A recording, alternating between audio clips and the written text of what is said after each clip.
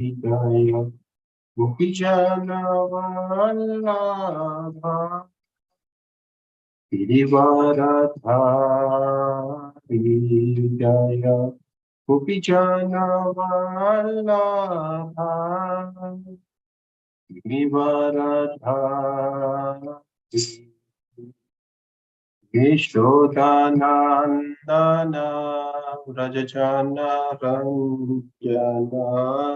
यशोदानन्दन व्रजजनरञ्जन यमुनातीरावनचारी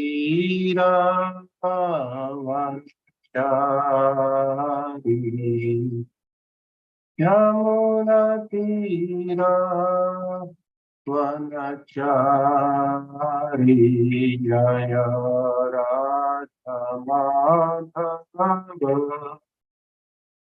कुंज विहारी जय राधमाधव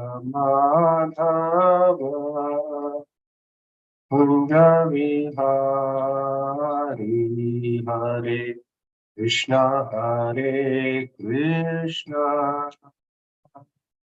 कृष्णा कृष्णा हरे हरे हरे राम राम राम हरे हरे हरे कृष्णा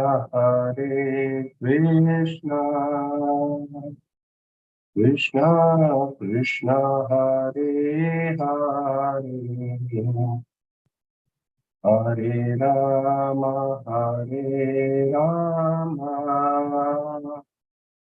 राम राम हरे हरे हरे कृष्णा कृष्णा कृष्णा हरे हरे हरे राम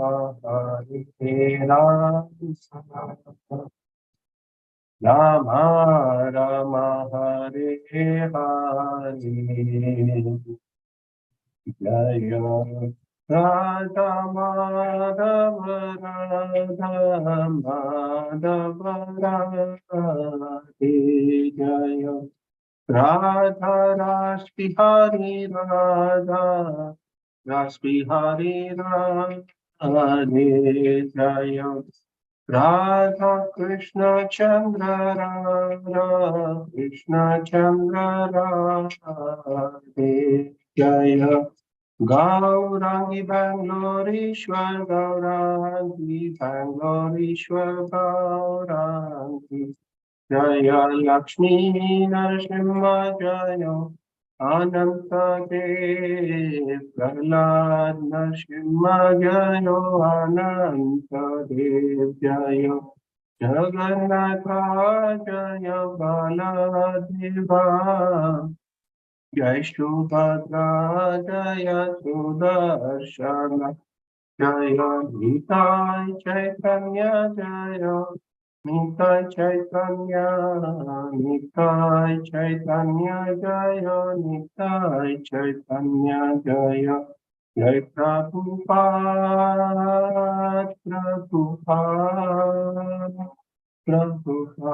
जय जय प्रभु जय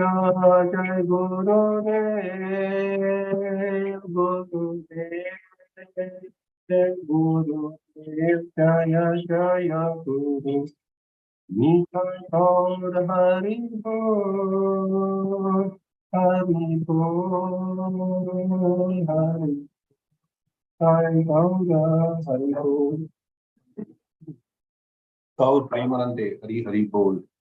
जय ओम विष्णुपाद परमहंस परिव्रजाचार्य स्तोत्र शतक इस डिवाइन ग्रेस जय बता स्वामी गुरु महाराज की जय। जय ओम विष्णुपाद परमहंस परिव्रजाचार्य स्तोत्र शतक इस डिवाइन ग्रेस अभय शरणानंद भक्ति वेदांत स्वामी श्री प्रभुपाद की जय। जय ओम विष्णुपाद परमहंस परिव्रजाचार्य स्तोत्र शतक इस डिवाइन ग्रेस भक्ति सिद्धांत सरस्वती गोस्वामी महाराज श्री प्रभुपाद की जय। अनंत कोटि वैष्णव वृंद की जय। नमाचार्य श्री हरदास ठाकुर की जय।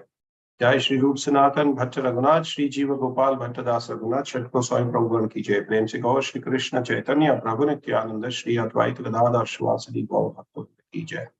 जय श्री श्री राधा कृष्ण चंद्र गोप गोपीनाथ श्याम कुंड राधा कुंड गिरि गोवर्धन महाराज की जय। मथुरा वृंदावन धाम की जय। मायापुर नवद्वीप धाम की जय। श्री क्षेत्र श्री जगन्नाथपुरी धाम की जय। गंगा माई की जय। जमुना माई की जय। कावेरी माई की जय। भक्ति देवी की जय। तुलसी महारानी की जय। समवेत भक्त वृंद की जय। ग्रंथराज श्रीमद् भागवतम की जय। निताय गौर प्रेमानंदे हरि हरि बोल। All glories to the assembled devotees. Hare Krishna. All glories to the assembled devotees. Hare Krishna. All glories to the assembled devotees. Hare Krishna. All glories and glories and glories and glories to Shri Guru and Gaurav Shri Prabhupada की जय। निताय गौर प्रेमानंदे। ओम नमो भगवते वासुदेवाय। ओम नमो भगवते वासुदेवाय। ओम नमो भगवते वासुदेवाय। नारायणं नमस्कृत्य नरं चैव नरोत्तमं देवीं सरस्वतीं व्यासं ततो जयमुदीरये। नष्टप्रायेषु भद्रेषु नित्यं भागवतं सेवया भगवती उत्तम श्लोके भक्तिर्भवति नायस्त्रीकी मुखं करोति वाचालं पंगुलंगायतें गिरिं यत्पातमहं वन्दे Shri गुरुदिनतारिणं परमानन्दं माधवं Shri Chaitanya ईश्वरम्। Hare Krishna. So we're reading from Srimad Bhagavatam today. We will be discussing today a very important subject which some of us would definitely want to know, and this is from Canto 3 of Srimad Bhagavatam, chapter 24, chapter titled The Renunciation of Kardama Muni, and text number is 16. Vedaham adyam purusham avatiranam swamayaya bhutatmam sevadyam deham vibhardanam kapilam muni. Vedaham adyam purusham avatiranam swamayaya bhutanam sevadyam deham Vibharnam Kapilam Muni. Vedaham Adyam Purusham Avatirnam Swamayaya Tanam Sevadim Deham Vibharnam Kapilam Muni. Word-to-word translation. Veda, no. I'll project it 1 second. Just give me 1 minute to.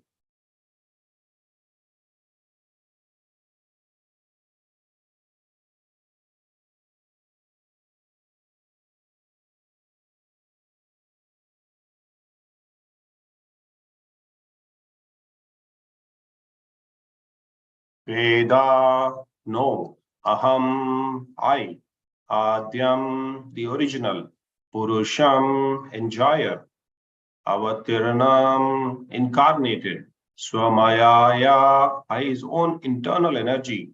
Bhutanam, of all the living entities. Sevadhim, the bestower of all that is desired, who is like a vast treasure. Deham, the body. Vibharnam, assuming. Kapilam, Kapil Muni. Muni, O sage. Kardama. Translation. O Kardama, I know that the original Supreme Personality of Godhead has now appeared as an incarnation by his internal energy. He is the bestower of all that is desired by the living entities, and he has now assumed the body of Kapil Muni. Translation purport by His Divine Grace A.C. Bhaktivedanta Swami Srila Prabhupada, Jai Srila Prabhupada. Purport. In this verse, we find the words Purusham. Let me just increase the size of the screen so that it is visible to everybody. In this verse, we find the words Purusham, Avatirnam, Swamayaya. The Supreme Personality of Godhead is everlasting, eternally the form of Purusha, the predominator or enjoyer. And when he appears, he never accepts anything of this material energy. The spiritual world is a manifestation of his personal internal potency, whereas the material world is the manifestation of his material or differentiated energy. The word Swamayaya, by his own internal potency, indicates that whenever the Supreme Personality of Godhead descends, he comes on his own. He comes on his own energy. He may assume the body of a human being, but that body is not material. In Bhagavad Gita, it is therefore clearly stated that only fools and rascals, mudas, consider the body of Krishna to be the body of a common human being. The word Sevadhim means that he is the original bestower of all the necessities of life upon the living entities. In the Vedas also, it is stated that he is the chief living entity and that he bestows all the desired necessities of other living entities because he is the bestower of necessities of all others. He is called God. The Supreme is also living entity. He is not impersonal. As we are all individual, the Supreme Personality of God is also individual, but he is the supreme individual. That is the difference between God and the ordinary living entities. Thus ends the Bhaktivedanta purport. Canto 3, chapter 24, text number 16, and the title of the chapter is The Renunciation of Kardama Muni. Okay. I will stop sharing. Yes. Om Tat Sat Om Agyana Timirandasya Jnananjana Shalakaya Chakshururmilitam Yena Tasmai Shri Gurave Namah. Shri Chaitanya Manobhistam Stapitam Yena Bhutale Swayam Rupa Kadamayam Dadati Swapadantikam Vandeham Shri Guru Shri Yuta Patakamalam Shri Gurum Vaishnavamscha Shri Rupam Sagarjatam Sahagana Raghunatam Vitantam Sajivam Sadvaitam Savadutam Parijana Saitam Krishna Chaitanya Devam Shri Radha Krishna Padan Sahagana Kalita Shri Vishakam Vitamscha He Krishna Karuna Sindhu Dinabandhu Jagatpate Gopesha Gopika Kanta Radha Kanta Namastate Tapta Kanchana Gaurangi Radhe Vrindavaneshwari Krishabhanu Sute Devi Pranamami Hari Priya Vancha Kalpa Tarobhyascha Kripa Sindhubhya Eva Cha Patitanam Pavanebhyo Vaishnavebhyo Namo Namah. Jai Shri Krishna Chaitanya Prabhu Nityananda Shri Advaita Gadadhara Srivasadi Gaur Bhakta Vrinda Hare Krishna Krishna Krishna Hare Hare Hare Rama Rama Rama Hare Hare. So we welcome devotees to this wonderful morning session of Srimad Bhagavatam as we discuss the title of the chapter is The Renunciation of Kardama Muni. In the previous chapter, in chapter 23, we saw the lamentations of Mother Devahuti, and then, well, the lamentation of Mother Devahuti, as we discussed earlier, was not the real lamentation. Basically, she was lamenting that she did not take the association and spend the time with her husband, the rightful teacher for any wife. Rather, she thought about other things and wasted a lot of her time. So that is what is her lamentation. And at the end, Kardama Muni fulfills the desires. And in this chapter, as we have begun, we see that, Kardama Muni has already got very good and very able husbands for the 9 daughters they had. And after marrying them or handing them over to the rightful husband, depending on their swabhava, their nature. And the Lord appreciates, Brahma appreciates his doing so, handing over of the daughters to the rightful husbands. And then as we move on here,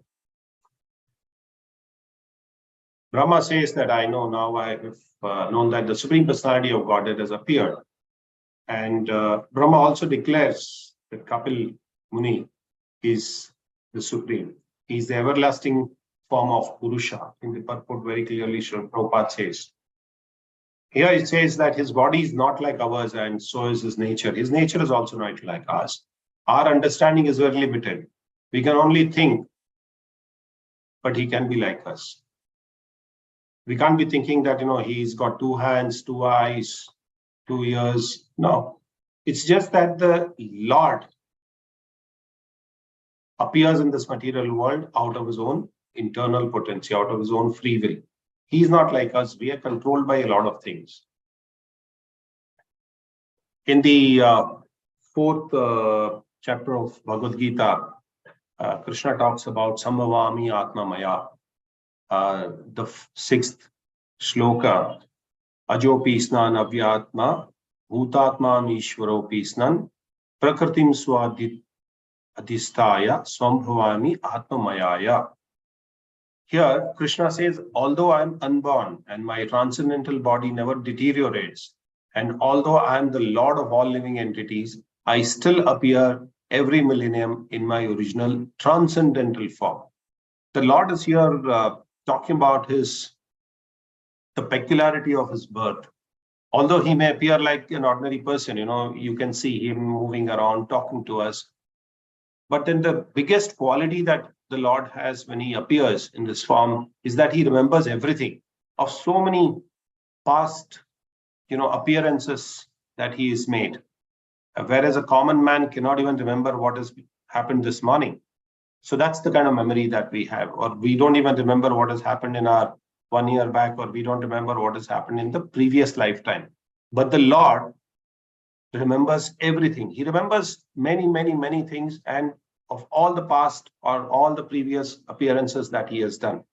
And if someone is asked exactly what he did exactly at the same time 1 day earlier, it would be very difficult for a common man to answer the question. He would have to think about it, saying that, oh, where was I yesterday at 8:15, 8:30 when the Srimad Bhagavatam class was going on? So it is very difficult for the common man to, answer this immediately. He would surely have to drench his memory to recall what he has been doing exactly 1 day prior to that. Yet, men or, human beings often claim that they are God or they are Krishna. One should not be misled, in this purport of the shloka 4.6, Srila Prabhupada says very clearly that one should not be misled by such meaningless claims. And the Lord explains that his prakriti or his form, nature, as well as Swarupa, nature as well as Swarupa, or his own form. The Lord then appears in his own body and he does not change his body as the common living entities we do. Every moment our body is changing, every moment. I'm sure we've all experienced this, and after reading Srila Prabhupada's books, we realize, though the people around you may say, no, I'm the same person who was born 40 years back, 50 years back, 60 years back. But we know very practically that our body is going through change every moment. But Krishna does not go through changes in the body. Human beings go through the change of their body as they leave one body and move into another body. But Krishna does not do that. And the conditioned soul may have one kind of body in the present birth, but the next kind of body, we don't know what we may get. It may be of human being, it may be of, an apsara, it may be of an animal, we don't know. So, in the material world, the living entity who has no fixed body transmigrates from one body to another body. The Lord, however, does not change his body. Whenever he appears, he's in the same original body by his internal potency. This is very clearly said in the purport by Srila Prabhupada that appears only by his internal potency. Krishna appears in the material world in his original form with his two hands, sometimes holding a flute, sometimes holding a gada, sometimes holding a, different, instruments that he loves to be with. So he appears in the same transcendental body, and the Lord is of the universe. He's the Lord of the universe. There's absolutely no change at all. And he takes his birth like an ordinary living entity. And although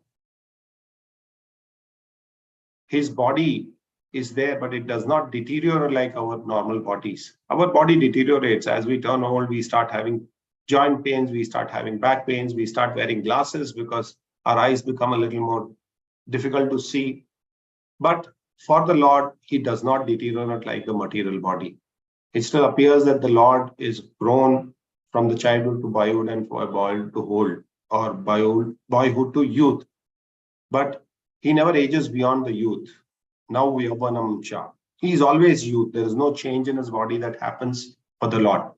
At the time of battlefield of Kurukshetra, He had so many grandchildren. So he was in the age of about 66 or 68. I don't remember exactly. Or in other words, he was sufficiently aged in the material calculation that we may do. But he just looked like a young man of 22, 23 years. We never see Krishna's pictures, any photos, any deities of Krishna that you would have seen. It is never seen of any age because he never grows old like us. Although he is the oldest person in the whole creation, he was the first one. He was the one who created the whole creation. He was the first person to be in the whole creation, but still he never becomes old. Nor does his body, nor does his intelligence. Nothing deteriorates with the change. Therefore, it is very, very clear for us to understand that in spite of his being in the material world, he is the same unborn, eternal form of bliss and knowledge. He's a changeless in his own transcendental body and intelligence. His appearances are like, sun rising and sun moving on then. So disappearance from our eyesight. It is not that he has disappeared. It is just that it has disappeared from our eyesight. When it becomes evening in India, we feel that the sun is disappeared. The sun is not actually disappeared. It is just that the sun is moving and it is rising in some other part of the world. So rising and moving of sun is just before us, and appearances, disappearances just before our eyesight, but it is not really in case of Krishna. When the sun is out of our sight, we think that the sun is set. No, it is not set. But it is actually, the sun is always fixed in its position. But owing to our, shortcomings and inefficiencies, we calculate the appearance and disappearance of sun in this sky. And because Lord Krishna's appearance and disappearance are completely different from that of any ordinary person or normally living entity, it is evident that he is eternal, blissful knowledge. That is Satchit Ananda. We always talk about Krishna's form being Satchit Ananda, whereas the human being's form is Vata, Pitta, and Kapha. Yeah, Krishna, in comparison, if we do, he is always, in the Satchidananda mood. He's always effulgent. He's always blissful. He's always in knowledge, and he's always eternal. But whereas human being, in the complete contradiction, you see, human being has only Vata, Pitta, and Kapha. Either these are three balances, and this is never. The Lord's body is never contaminated by the material nature. The Vedas also confirm that the Supreme Personality of Godhead is unborn, yet still he appears to take birth. No, that's absolutely, it's not birth, he appears, that's all. He only appears to be taking birth, but he's always there. The Vedic supplementary literatures also confirm that even though the Lord appears to be taking his birth, he's still without a change in body. In Bhagavatam, he appears before Mother as Narayana with his four-hand form and decorations of 6 kinds of full of opulence, His appearance in his original eternal form, and his causeless mercy is bestowed upon the living entities so that they can actually concentrate, they can focus their mind on the Supreme Personality. And he is not any mental concoction or imagination. It's not that, there's somebody who's 5 feet tall, this kind of body weight, this kind of build. No, that's actually wrong for somebody to think that, this material concoction or imaginations are not good for somebody. The impersonalists actually think that the Lord, which is not correct. The word Maya or Atma Maya refers to the Lord's causeless mercy. Yeah. So as we move forward, only fools and rascals consider the body of the Lord as material. Srila Prabhupada uses the word, he doesn't, interchangeably Srila Prabhupada has used the word as reincarnates. But reincarnates is not the actual word, it should be avatar. It's like God is the bestower of everything. Krishna is the bestower of everything he gives us. Oxygen he gives us, he gives the air, he gives the taste, he gives everything. Even a person who cannot understand that, even if he is inquisitive, he can be liberated. He need not be full of knowledge. Even if he becomes a little inquisitive to know about the Lord, he can get liberated.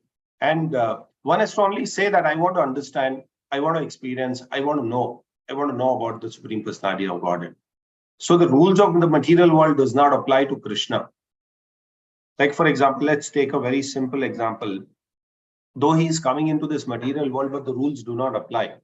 The example is given like this: a jailer who's the so-called boss of the jail, though he's appearing to be in the jail, he goes every day to the jail, but the rules of the jail do not apply. The rules of the jail, like wearing a dress, certain kind of dress which is meant for those who are imprisoned, or the kind of food that is given to them. No, it does not apply to the jailer. He has his own dress, he has his own uniform to wear, he has his own food that he gets, he has his office where he can sit and do his work. He has his own rules and regulations that he follows. But the same rules that are applicable to those who are imprisoned does not apply to the jailer. Likewise, the Prime Minister may visit a jail, to see the inmates there. But then the rules of the jail does not imply to or apply to the Prime Minister or the jailer. They can come and go at any given point of time. It's not that they have to be always behind the bars, or they have to be locked up and they have to be in the or eating only the food that is given by the jail authorities, etc. Likewise, in the Bhagavad Gita, chapter 9, Avajanti na ma mudha. So it's the 11th shloka of Bhagavad Gita. Avajananti ma mudha manusyanam tanumashritam param bhavam agnananto mamabhuta maheshwara. Fools, Krishna says, fools deride me when I descend in human form. They do not know my transcendental nature as the Supreme Personality of Godhead. So very nicely in this purport of this particular shloka, Srila Prabhupada explains that this is confirmed in Brahma Samhita, Ishvara Parama Krishna. He is the Supreme Personality of Godhead.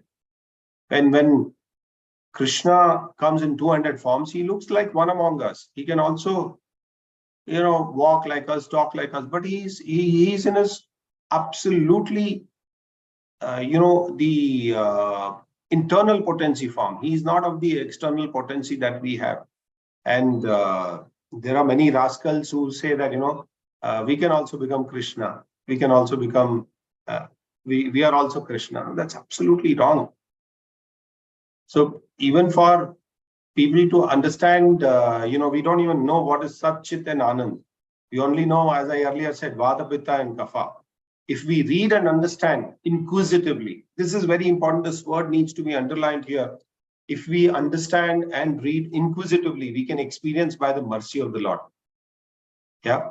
In Katha Upanishad, Krishna says, Anor Anyanam Mahato Mahyan. Yeah. Both the super soul, Paramatma, and the Jivatma are situated in the same tree of the body, within this heart of the living entity. And only one who knows, or one who has become free from the material desire, as well as the lamentations, can, by the grace of the Supreme Lord, understand the glories of the soul. Yeah. It is also said that Krishna is the fountainhead of the super soul. It is to be disclosed in the following chapters, as we move on Katha Upanishad a little further, that Arjuna is the automatic soul, forgetful of his real nature. Therefore, he requires to be enlightened by Krishna. And if not Krishna directly, then by his bona fide representatives, like the spiritual masters. But one needs to be inquisitive to know this knowledge. If one is not inquisitive to know this knowledge, Krishna does not reveal. Yeah, Madhavacharya had another name. Does anybody remember? His name was Purna Prajna. That is complete awareness. He knew everything. Krishna remembers all his appearances, not even a single thing out of his appearance that he forgets. He is Sarvagna. He has all the knowledge. He's Sarvagna. He knows everything. Not even a blade of grass can move without his indications that we have. So here, the Lord appeared as the son of Kardam Muni, as Kapil Muni. He wanted to give knowledge to the material world. And as we all know, Brahma had just done the creation, and the Lord had his plan to come as Kapila Muni to manifest the knowledge among the creation. Yeah. So he brings with him, or he brings forth the transcendental knowledge for the benefit of mankind. And that's the Sankhya philosophy that Kapila Muni propagated. And when we go back again to the purport, let me just go back a little bit.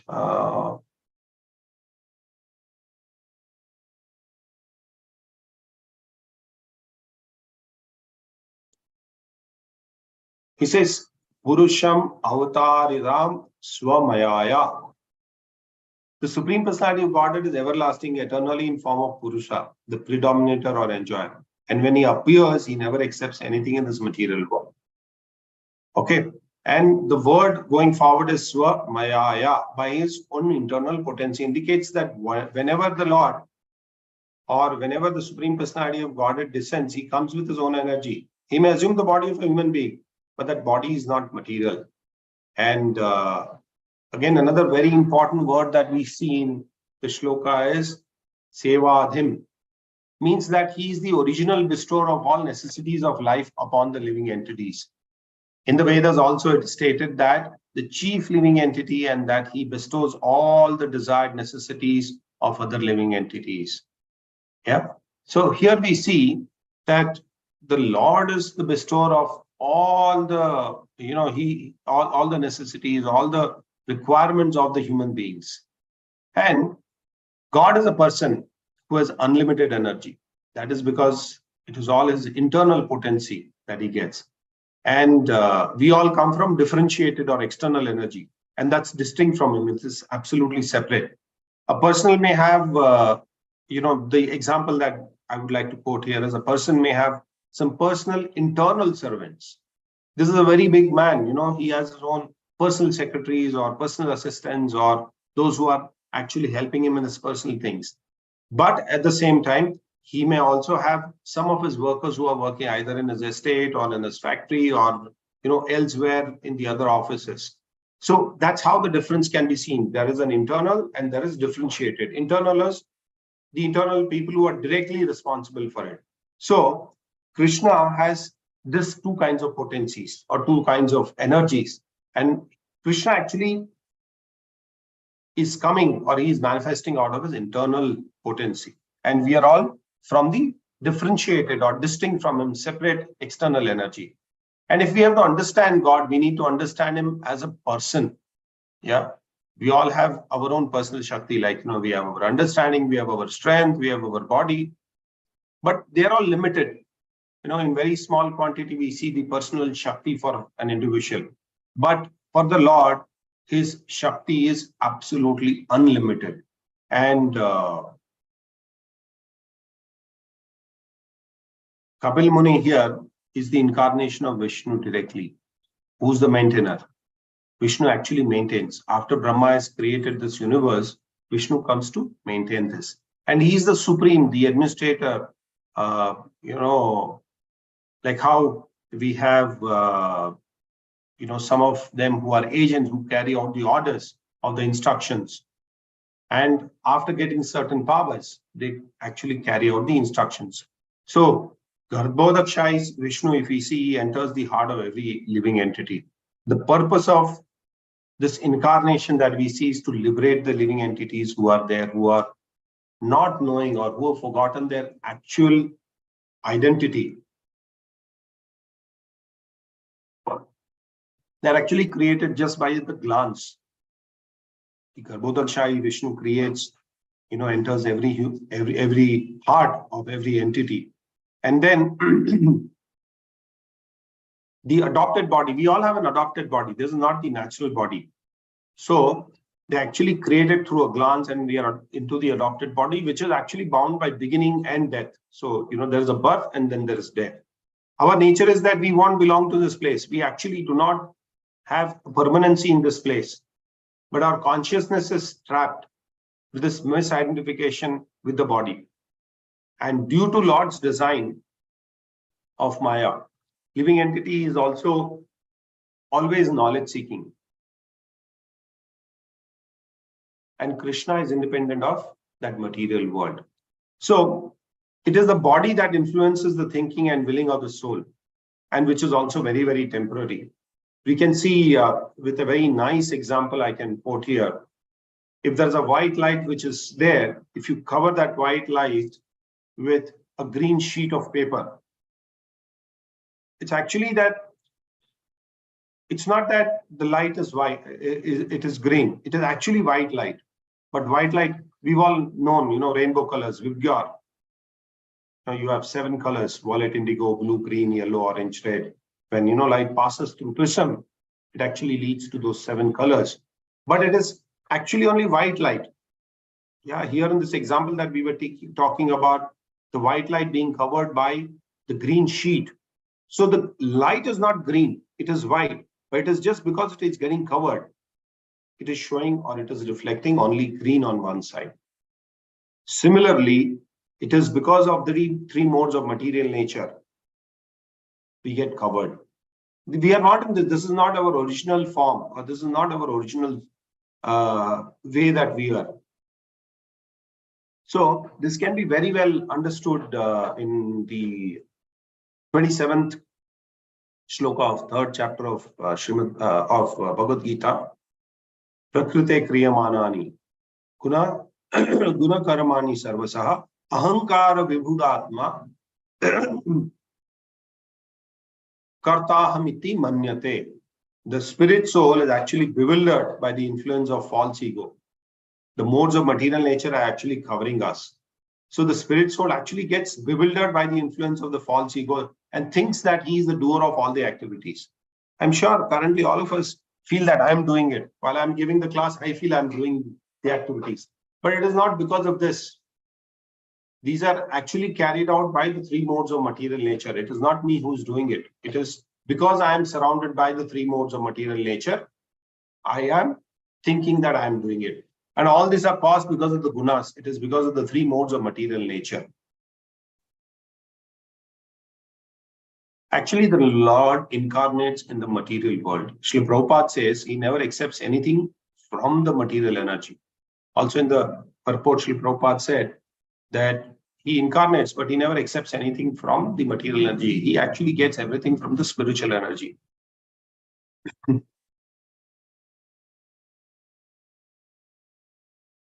And finally, if we see, God is the supreme spirit. But I am a very tiny spirit, and I'm influenced by the material nature, or I'm influenced by the modes of nature. And I think only about I, me, myself, and nothing beyond this. So that's actually the matter energy of the Lord. Here, when we go forward in the purport, it says, by his own Maya, Lord, by his own Maya, he takes the form identical to the incarnation. It can be, as a form of a holy name or deity or sages. And unlike we enter the material world, he enjoys all the rasas. We don't enjoy any of the rasas. He is enjoying all the rasas. But if we simply put our attention on the form, there's something very similar. There's a very senior devotee who was quoting this example, saying that one devotee came and asked him, saying that there are so many visitors who come to the temple, there are so many tourists who come to the temple. They just pass by, looking here and there, or then finally when they enter into the altar area or near the altar area, they look at the deity form of the Lord. But then everything that happens, even that little glance, they get benefited. Little glance on the deities or appreciation for the devotees who are leading the kirtan, when they hear the kirtan in the temple, they get benefited. Step by step, slowly, something is burning out of their karmas. So they burn this, and then, as they move forward, they get benefited. So there is definitely a benefit when we hear the sound, or when we attentively hear the kirtan or the class, or when we have the darshan of the deity. There is definite benefit that happens. And this is the purpose of the incarnation of the Lord in whatever form. It is a nam namakari bahuda nija sarva shaktis. The Lord enters into his sound vibration also. So everything that we do affects, and every small thing that is happening around affects for one to realize the presence of the Lord. But at the end, we should understand that very clearly, that he is not impersonal. He is definitely a person. As we are individuals, the Supreme Personality of Godhead is also an individual. But the difference between us and the Supreme Personality of Godhead is saying that we are just an individual, but he is a super individual. And that's the difference between the ordinary living entity and God. So just to conclude this verse, we started from saying that,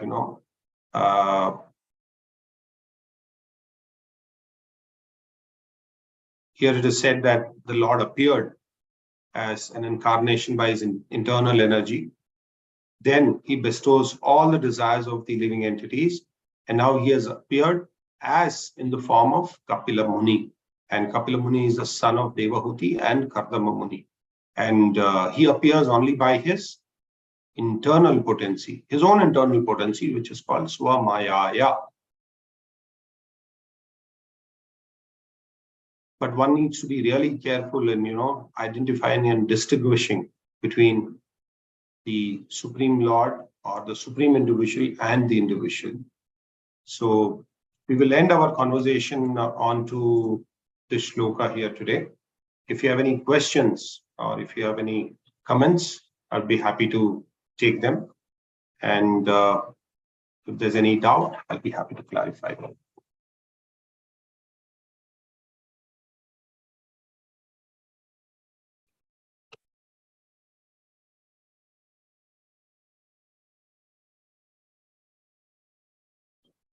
We'll read the translation once again for our own benefit. O Kardama, I know that the original Supreme Personality of Godhead has now appeared as an incarnation by his internal energy. He is the bestower of all that is desired by the living entities, and he has now assumed the body of Kapila Muni. So if you don't have any questions or any comments, we will end our class here. Thank you very much for your patient hearing.